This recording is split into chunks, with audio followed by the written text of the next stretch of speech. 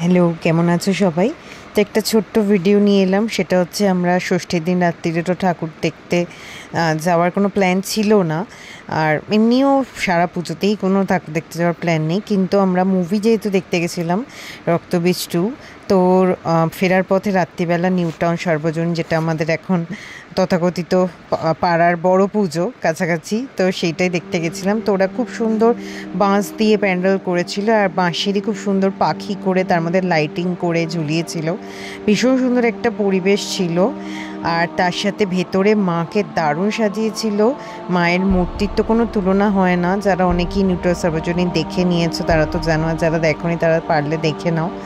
আর এখানে থিমটা করেছিল যে মা স্বর্গ থেকে মর্তে নামছেন, তো সেই মায়ের লাল পাড় সাদা শাড়ি, মায়ের পা আলতা পরা পা, শিউলি ফুল, এবং তার সাথে মধ্যিখানে মহাদেবকে বসিয়েছিল। সেখান থেকে ঢুকে মর্তের মানে স্বর্গের বিভিন্ন ধরনের লাইটিং কারুকার্য তোমরা দেখতে পাবে। আকাশে তারাও ঝিকমিক করছে, এভাবে দেখতে পাবে, মানে তারাটা লাইটিংয়ে ক্রিয়েট করা।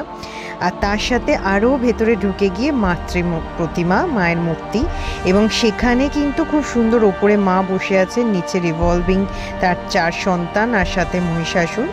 আর আরেকটা যেটা সব থেকে ভালো লেগেছে সেটা হচ্ছে মিরর এফেক্ট, মানে চারদিকে এত সুন্দর মিরর দিয়েছে, চারদিকে সেই মায়ের রূপটা প্রতিফলিত হচ্ছে, মায়ের মাতৃমূর্তিটা প্রতিফলিত হচ্ছে। ভীষণ সুন্দর লাগলো।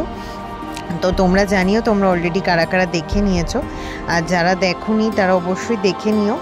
আর সকালবেলার দিকে তো বাচ্চাদের, মানে যাদের 4 পেয়ে বাচ্চা আছে তারা নিয়ে যেতে পারো, সকালের দিকে অ্যালাউডও আছে।